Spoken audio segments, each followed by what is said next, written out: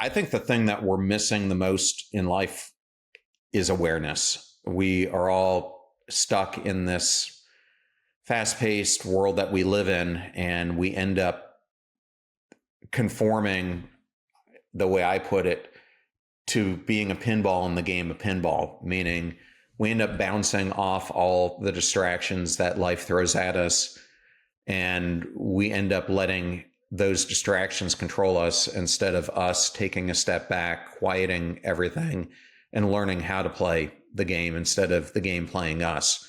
And so that's exactly what I ended up doing. And in my case, I had been on this track for so long that I think the longer that you're conditioned to do something, the longer it takes you to wake up on the other side. So for me, it really was a journey of self-awakening. And I don't think in any shape or form I'd be here now if I hadn't done it. But it was very uncomfortable at first. And so I immersed myself into yoga practice and meditation and long walks and just tons of periods of self-introspection of, what was working well in my life, but more importantly, what were the ugly sides that I really didn't want to confront, but I forced myself to confront. And John, what were some of I think what you said there is so important, is that kind of the pinball analogy is that if you don't get in tune with kind of the nature of, let's call it the monkey minded, how much of the stories you're telling yourself and the patterns that you think on a day-to-day basis are actually kind of a projection of both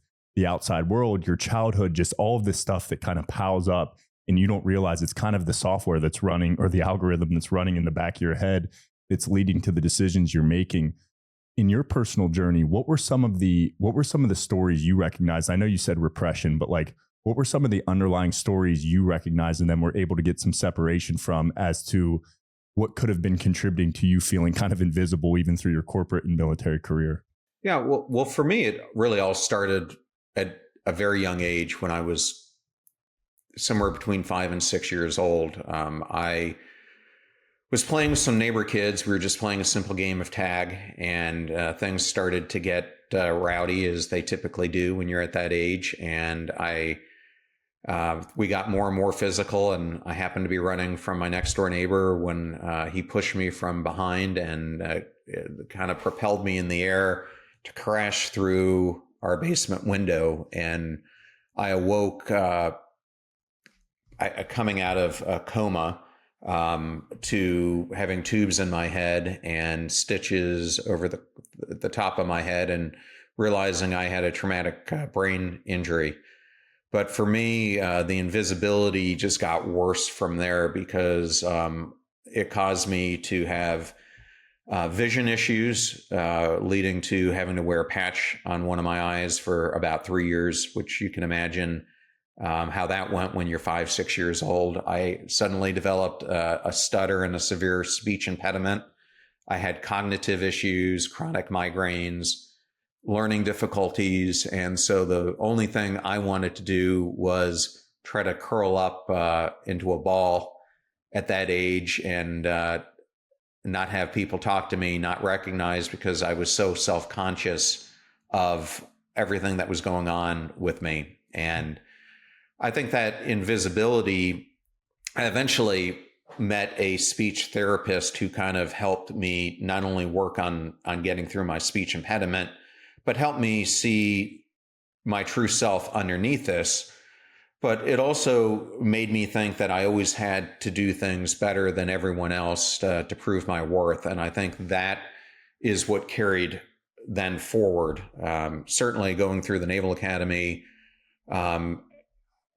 there's a ton of, I think bonds that you make there, but there's also a ton of competition that ends up going on, because you're competing at the end of the day for class rank and for other things, which determine what you get to select coming out of there. So I think this competition and type A side of me just started to build up. And then when I got out of the military and into the civilian sector, I just kept striving to prove myself. And the way I describe it is that I was kind of wearing a mask where I was suppressing who I was internally and showing a different version of myself to the world quite frankly, because I wasn't comfortable with the person in my own skin.